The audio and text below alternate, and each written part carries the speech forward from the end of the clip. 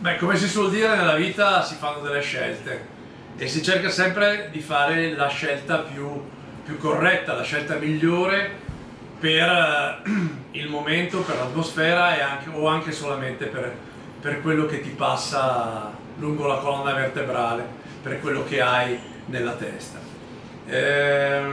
14 febbraio, Vigneti Pittaro, la cantina Pittaro. Ho pensato a una riunione di vecchi amici, ma anche un po' a una piccola celebrazione di chi in realtà ha fatto per primo lo spumante metodo classico in Friuli. E chi meglio di Stefano Trinco, amico, enologo di riferimento, e comunque con la sua nuova veste nella cantina poteva spiegarci e raccontarci quello che ci sono nelle bolle friulane della Grave del Friuli, della cantina creata da Pieri Pittaro. Grazie Gunnar, grazie per l'invito. Grazie per aver pensato a noi quando si parla di bolle friulane e soprattutto quando si parla di metodo classico.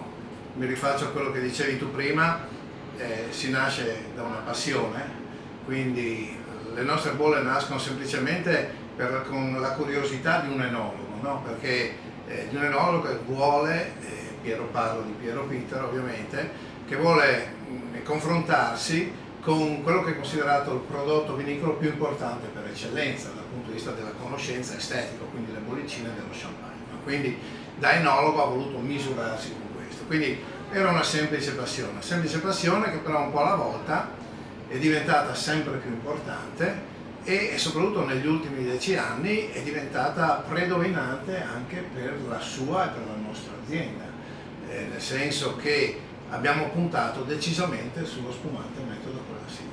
Questo a dimostrazione che con i risultati che abbiamo ottenuto nel giro di anche pochi anni, perché fino appunto a 10 anni fa i numeri erano abbastanza limitati, abbiamo messo a frutto tutto quanto avevamo in cascina anche a livello di conoscenza enologica. Io stesso sono enologo, mi ha fatto fare dei corsi in Francia e ovunque per imparare a spumatizzare al meglio.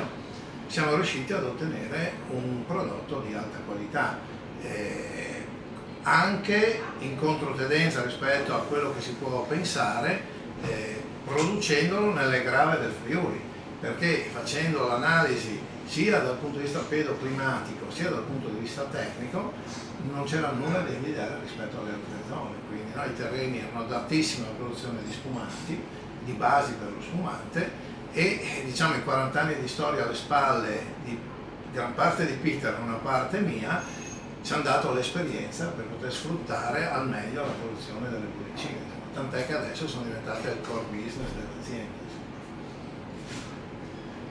Cosa c'è da dire altro? C'è solamente come continuiamo a ripetere fin da Natale, c'è da togliere la gabbietta, togliere il tappo e riempire i bicchieri di gioia, sempre.